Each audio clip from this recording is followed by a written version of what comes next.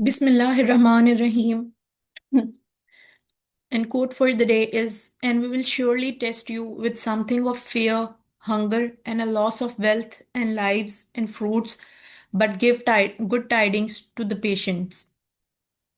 This is an ayah from Surah Al-Baqarah from Quran.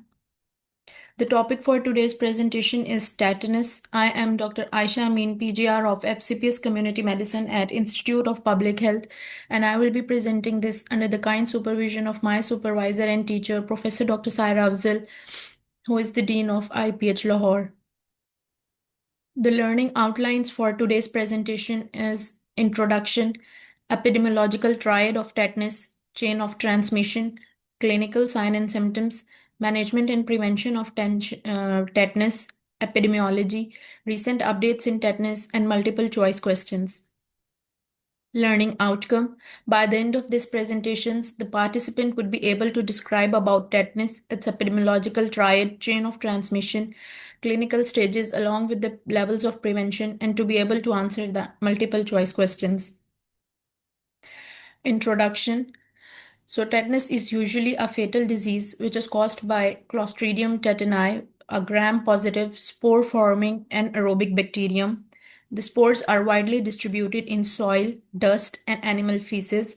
The disease is non-communicable, occurs when spores enter wounds and produce tetanospasmin toxin. It is characterized by muscle rigidity and painful spasm. Tetanus is now a comparatively rare disease in the developed countries, but the neonatal tetanus is still a killer disease in developing countries. Even with the treatment, the case fatality rate can be as high as 80 to 90%. It tends to occur in areas with poor access to healthcare. The epidemiological triad of tetanus agent Clostridium tetani, which is an anaerobic spore forming organism. The spores are terminal and give the organism a drumstick appearance, as you can see in this picture. The spores are highly resistant to a number of injurious agents, including boiling, phenol, cresol, and autoclaving for 15 minutes at 120 degrees centigrade. It produces two soluble exotoxins. The first one is tetanospasmin, which is neurotoxin, and it is responsible for the clinical disease. And the other toxin is tetanolysin, which causes local tissue damage. It has an outstanding lethal toxicity exceeded only by botulinum toxin. The lethal dose for a 70 kg man is about zero point 0.1 milligram. The toxin act on four areas of the nervous system. Number one is the motor and plate and skeletal system, the spinal cord, brain, and the sympathetic system. Reservoir of infection. The natural habitat of the organism is soil and dust. The bacilli are found in the intestine of many herbivorous animals, that is, cattle, horses, goats, and sheep, and are excreted in their feces. The spores survive for years in nature. The bacilli may be found frequently in the intestine of many men without causing ill effects. The spores are blown about in dust and may occur in a wide variety of situations, including operation theaters. The host factor. Neonates,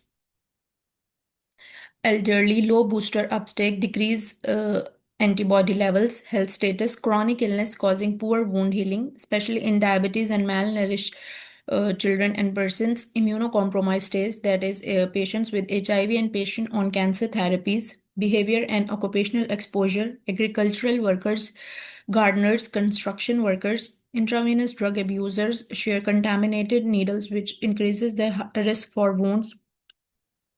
Wound characteristics. The deep puncture wounds, crush injuries, devitalized tissue, burns, frostbite, and umbilical stump infection in newborn. They can all lead to tetanus infection, poor access to healthcare, late or no medical care after injury, and low vaccination awareness, cultural practices, application of cow dung, ash, or traditional substances to wounds, and unsafe cord cutting practices in neonates.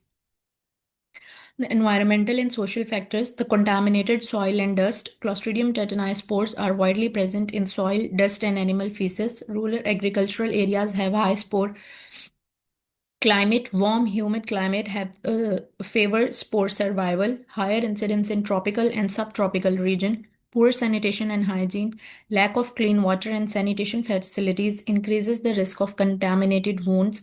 Poor wound hygiene practices, unsafe delivery practices, home deliveries without sterile technique, that increases the risk of neonatal tetanus, and use of unsterile instrument for cord cutting. Low immunization coverage, areas with poor routine immunization programs have higher tetanus incidence. Vaccination gaps in remote and underserved communities.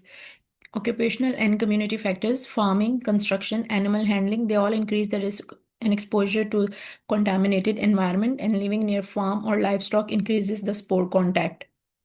Socioeconomic conditions, poverty, poor access to healthcare, again, low vaccination uptake, and unsafe wound care, and limited health awareness in communities, they all can contribute in tetanus. The incubation period and communicability. The incubation period is usually 6 to 10 days. It may be as short as 1 day or as long as several months. Long incubation period is probably explained by the spores lying dormant in the wounds. Incubation is also prolonged by prophylaxis. There is no period of communicability, it is not transmitted from person to person. Mode of transmission. Infection is acquired by the contamination of wounds with tetanus spore. The range of injuries and accidents which may lead to tetanus are unsterile surgery, a trivial pin prick, skin abrasion, puncture wounds, burns, human bites, animal bites and stings like dog bite, cat bite, intrauterine death, bowel surgeries, any dental extractions, injections, unsterile division of umbilical cord, compound fractures, or any infections of otitis media, chronic skin ulcers, eye infections, and gangrenous limb. Pathophysiology. The tetanus is an infectious disease which is caused by Clostridium tetani bacteria. The active anaerobic bacteria lead to the production of tetanus toxin, which enters the nervous system via lower motor neurons and travel up to the spinal cord and brainstem. The spore become active bacteria that spread in the body and make a poison called tetanus toxin, which is also known as tetanus. The poison block the nerve signal from your spinal cord to your muscle, causing severe muscle spasm. Its principal action is to block or inhibit the spinal reflexes. The spasm can be so powerful that the muscles can be tear apart or cause fractures of the spine. Clinical features. On average, it takes between 7 to 10 days after infection for symptoms of tetanus to develop, though symptoms can appear anywhere between 4 to 21 days after you have been infected. The first symptoms of tetanus are usually stiffness and mild spasm in the jaw muscles causing jaw cramping. Then there is sudden involuntary muscle tightening causing muscle spasm, often in the stomach, and then there is painful muscle stiffness all over the body. The other symptoms are trouble swallowing, jerking or staring, headache, fever and sweating, and changes in blood pressure and heart rate. These are all the symptoms. Again, this is the hyperextension of the spine, which is caused by intense muscle spasm. The types of tetanus can be traumatic, perpural, autogenic, and idiopathic. The traumatic is a major and important cause of tetanus. Sometimes tetanus may result from most trivial or even unnoticed wound. The perpural kind of tetanus is tetanus which is followed by abortion more frequently than a normal labor. A post-abortal uterus is a favorable site for the germination of tetanus spores. Autogenic air may be a real portal of entry. Foreign bodies such as infected pencils, matches, and beads may induce the infection. Autogenic tetanus is a pediatric problem, but cases may occur in adult also. Idiopathic, in these cases, there is no definite history of the sustaining an injury. Some consider it to be the result of microscopic trauma. The other type of tetanus is generalized, neonatal, local, and cephalic, of which most important is neonatal tetanus. The neonatal tetanus or the tetanus neonatorum is generalized tetanus that result from the infection of a neonate. It primarily occurs in underdeveloped countries and account for as many as half of all neonatal deaths. The first sign of tetanus in a neonate is usually an inability to suck or breastfeed and excessive crying. The characteristic features of tetanus are trismus, that is lockjaw, or inability to open the mouth, rhisis sardonicus, that is forced grin and raised eyebrows, and opisthotonus, that is backward arching of the spine. Diagnosis of the tetanus, no specific laboratory test exists for determining the diagnosis of tetanus. The diagnosis is usually clinically based. However, the pro-tetanus test kit can be used to determine whether an individual patient has a sufficient level of immunity to be protected against tetanus. It is used in Europe under the name of tetanus quick stick, and it has been validated against ELISA measurements for serum tetanus antitoxin level. The TQS takes 10 minutes to read and are 100% specific for tetanus antibodies. If the test is positive, you can assume that the patient has protection against the tetanus for at least 5 years, and sensitivity is 55% for titers of 0.01 international unit per ml, but 100% if the titers are greater than 0.5 international unit per ml, which is 5 times greater than the expected positive limit, protective limit of 0.1 international unit per ml. The complications of tetanus can be respiratory failure due to the spasm and airway obstruction, which is the leading cause of death. Then there is autonomic instability causing fluctuating BP, arrhythmias, and cardiac arrest. Musculoskeletal injuries such as fractures of tendons, ruptures, and rhabdomyolysis, which is a severe form of spasm. There is renal complications including acute kidney injury from rhabdomyolysis and dehydration. There can be infections like aspiration pneumonia and sepsis, neurological sequelae including prolonged weakness, and in neonate, it causes dehydration, sepsis, and hypoxic brain injury. Management of tetanus. The mainstay of treatment is the supportive care, which is critical. Admit the patient in ICU, minimal stimuli of the environment. There should be calm environment. Airway management may require intubation or ventilation. For the control of spasm, diazepam, midazolam, baclofen can be given. Also, the neuromuscular blockers are also given if the spasm is severe. Then autonomic instability is managed by magnesium sulfate and beta blockers, neutralize unbound toxin. Human tetanus immunoglobulins 3,000 to 6,000 international unit intramuscular is given in a single dose, and for neonatal tetanus, 500 international unit may be used.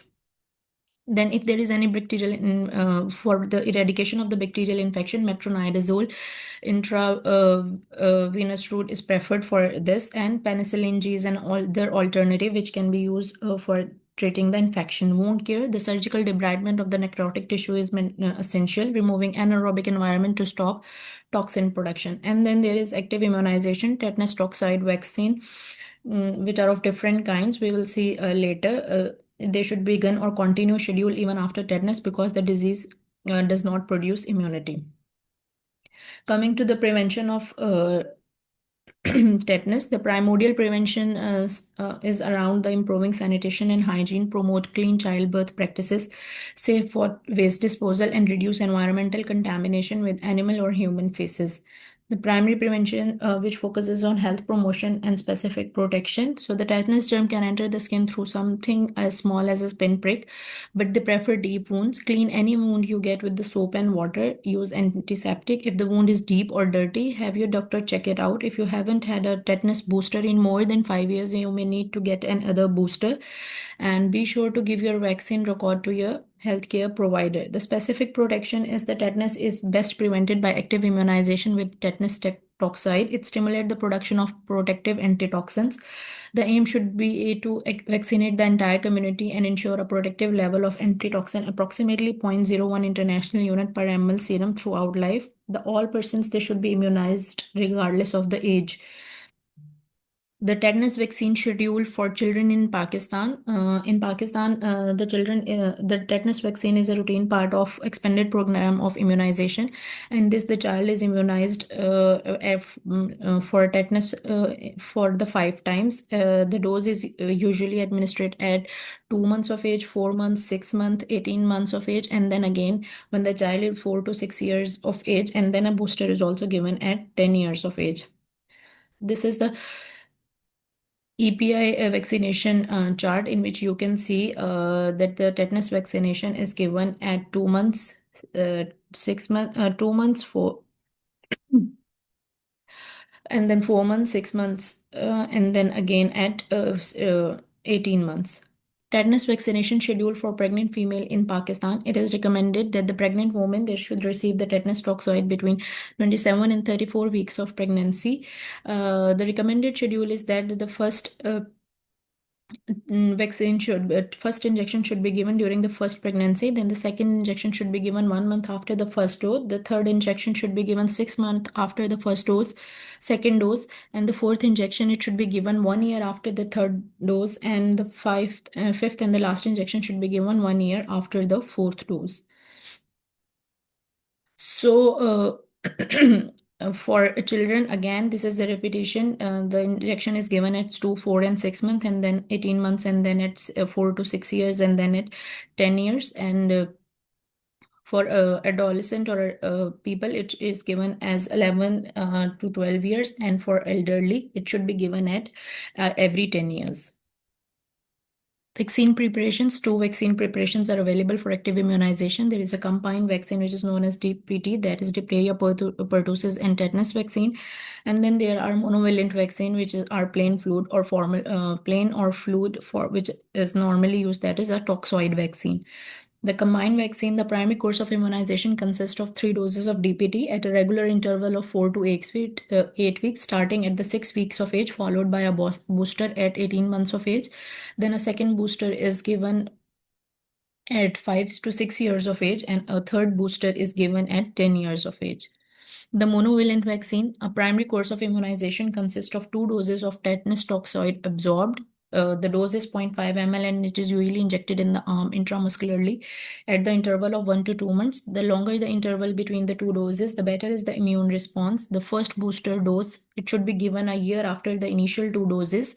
Purified tetanus toxoid, it should be stored between 2 to 8 degree, and it must not be allowed to freeze at any time. Passive immunization, temporary protection against tetanus. It can also be produced by injections of human tetanus hyperimmunoglobulin, that is TIG, and ATS, which is anti-tetanus serum. Human tetanus hyperimmunoglobulin, it is the best prophylactic to use. The dose for all ages is 250 international unit, and it does not cause serum reactions. It gives a longer passive protection up to 30 days or more compared with the 7 to 10 days of horse ATS. Uh, the ATS, which is anti-tetanus serum. If human antitoxin is not available, equine antitoxin, which is anti-tetanus serum from horse, it should be used. The standard dose is 1500 international unit. It is injected subcutaneously after giving a test dose for sensitivity testing. ATS give passive protection for about 7 to 10 days. Being a foreign protein, ATS is rapidly excreted from the body, and there may be very little antibody at the end of 2 weeks. The combined active and passive immunization. Simultaneous active and passive immunization is widely used for non-immune persons. The patient is given 1500 units of ATS or 250 units of human immunoglobulin in one arm and 0.5 ml of absorbed tetanus toxoid in the other arm or gluteal region. This should be followed 6 weeks later by another dose of 0.5 ml of tetanus toxoid and a third dose after 1 year later. Adults should get a diphtheria tetanus booster once every 10 years throughout their life. This is true even if you don't have a wound. Getting a TD booster every 10 years applies if you have a minor clean wound. Prevention of neonatal tetanus. In unimmunized pregnant women, 2 doses of tetanus toxoid should be given, the first as early as possible during pregnancy and the second at least a month later, and at least 3 weeks before delivery. In immunized pregnant women, a booster dose is considered sufficient. There is no need for a booster at every consecutive pregnancy because the risk of hyperimmunization and side effects. Immunity. So no age is immune unless protected by previous immunization. The immunity resulting from true injection of tetanus toxoid is highly effective and lasts for several years. Immunity lasting for a few weeks can be transferred to the baby if the mother is immunized during pregnancy or if she already has a high level of immunity at the time she becomes pregnant. Tetanus is one disease in which the herd immunity does not protect the individual. Coming to the vaccine protocols, the vaccine, it should be stored at 2 degree to 8 degree, and it should not be freezing damages the toxide and adjuvant. If accidentally frozen, we should perform the shake test, and if it fails the shake test, we will later see what is the shake test. Then we need to discard the vaccine, and also we can discard the vaccine when the VVM, that is vaccine vial monitor, it reaches the stage 3 or 4. Tetanus vaccines are sensitive to heat, but they are not highly light sensitive. If opened, the vial can be used for up to 28 days. This is the shake test. We need to take one of the suspected vial and one good control vial of the same type and manufacturer, and we need to shake both the vial vigorously for 10 to 15 seconds. And then we will put the vials on the flat surface side by side, and we will watch how fast the sediment settles at the bottom. So in the frozen vial, the sediment will settle faster, while in good vial, the sediment settle slowly and remain cloudy. As you can see in this picture, the left picture is showing that the solution is cloudy and it settles slightly, and on the right side of the picture, this you can see sedimentation at the bottom, which shows that the vaccine is now unfit for the use. Again, vaccine vial monitor. It is commonly presented on the vaccine vial. There is a circle and it has a dot. It has a square in it. So when the color of the square, it matches the outer circle. So this is a sign that the vaccine is now unfit for the use. So stage 3 is that stage when the outer circle has the color of the inner square. It becomes exactly like the outer circle. So at this stage, we will not use the vaccine. And again, if the color of the inner square, it gets darker than the outer circle, again at this point, the vaccine is unfit for the use. So we can only use vaccine when the color of the inner square is light from the outer circle. So secondary prevention, proper wound cleaning and debridement, assess vaccination status, administer tetanus toxoid vaccine, give tetanus immune globulin for high-risk wounds, and monitor high-risk wounds for early symptoms. Tertiary prevention, the tetanus has no definite cure. Manage airway and muscle spasms to relieve by giving sedation and artificial ventilation, control autonomic dysfunction, treat infections, and provide supportive care. Rehabilitation to reduce long-term complication, prevent secondary infection. It is also treated with antispasmodic and anti-tetanus medicines. Treat the patients in ICU. Even with modern medical care, tetanus can be fatal. From 1 in 10 to 1 in 5 people with tetanus may die. Coming to the epidemiology of the tetanus, this is the global burden of the tetanus. The tetanus death rate in 2021, we can see in the bar chart that in high income countries it is less than 0.01, while in low middle income countries it is 0.42, and in low income countries it is high as 1.23. This is the annual new cases of tetanus in children under 5 years, and this is also showing the data up to 2021, and the pink part of the bar is showing the cases from Africa, and the orange color showing the cases from Asia. And we can see that over the time the cases had declined, but still there are a number of cases of neonatal of tetanus in children under 5 year in Africa and Asia. In 2018, about 25,000 newborn died from the neonatal tetanus, a 97% reduction since 1988, largely due to scaled up vaccination with TTCV. In 2023, 84% of infants worldwide were vaccinated with 3 doses of diphtheria, tetanus, pertussis containing vaccine. Approximately 30 million children did not complete their 3-dose primary tetanus vaccine series in 2020. This is again this map is again showing the share of neonates which are protected at birth against neonatal tetanus in 2022, and in this figure we can see that Pakistan has achieved the data suggests that Pakistan has 86% of its neonate they are being protected against neonatal tetanus. So in Pakistan, the number of deaths from tetanus in 2021, they were to be reported around 2.34 thousand, like around 23,000 deaths, which were being reported in Pakistan from tetanus in 2021. Recent updates. So the WHO has launched a program which is known as Maternal and Neonatal Tetanus Elimination Program. The maternal and neonatal tetanus has been among the most common life-threatening consequences of unclean deliveries and umbilical care practices, and are indicators of inequity in access to immunization and other maternal, newborn, and child health services. When tetanus develops, the mortality rates are extremely high, especially when appropriate medical care is not available and is often in case of low-income countries. The maternal and neonatal tetanus elimination initiatives aim to reduce MNT cases to such low levels that the disease is no longer a major public health problem. Unlike polio and smallpox, tetanus cannot be eradicated. Tetanus spores are present in the environment worldwide, but through immunization of children, other women of reproductive age, and promotion of more hygienic and safe deliveries and cord care practices, MNT can be eliminated. And the elimination is defined as the less than one case of neonatal tetanus per thousand live birth in every district. The strategies for achieving maternal and neonatal tetanus elimination, including strengthening the routine immunization of pregnant women with tetanus toxoid vaccine. TTCV supplementary immunization activities are in selected high-risk areas, targeting women of reproductive age with 3 properly spaced doses of the vaccine. Promotion of the clean and safe deliveries and clean cord care practices, and reliable anti-surveillance, including case investigation and response. Again, this is the map which is showing the elimination status of the maternal and neonatal tetanus. This is the status up to December 2024.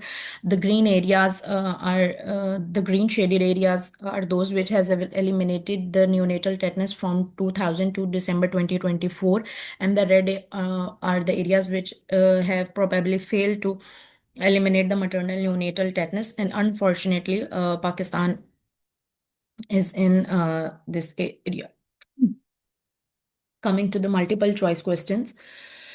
A patient ABC was admitted in the psychiatry ward. All of a sudden, he started to behave abnormal and had sudden contractions in his body. Doctor on duty made clinical diagnosis of tetanus. Which among the following is not a common symptom of tetanus? Decreased heart rate, profuse sweating, difficult swallowing, muscle spasm, or fever?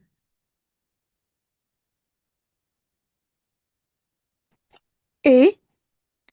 Yes, A is the right answer. Decreased heart rate. And the second MCQ is: a farmer was working in a rice field barefoot. Suddenly, he got a minor injury on his left foot, and there was a mild bleeding from site of injury. What is the best approach to be taken during this situation? Immediately go to a tertiary care, wash and take some rest, wash wound and go to nearby doctor. Ignore this little wound, apply mud on the wound. The right answer is C, wash wound and go to a nearby doctor. A 40-year-old male farmer present with a deep puncture wound. He completed his primary tetanus vaccination in childhood but has not received any doses in the last 15 years. What is the correct public health based prophylaxis measure? A. No prophylaxis is needed because he completed the childhood immunization. Give tetanus toxoid only. Give tetanus immunoglobulins only. Give both tetanus toxoid and tetanus immunoglobulins. And advise wound cleaning and only observe for symptom.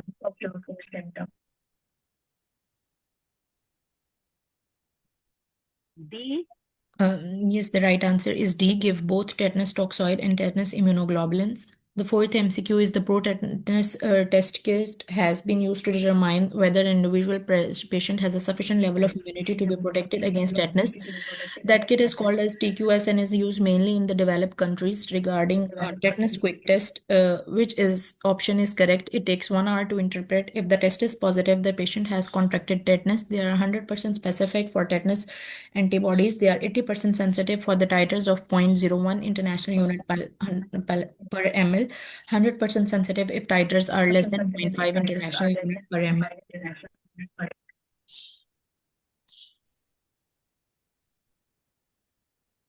The right answer is C. They are 100% specific for tetanus antibodies.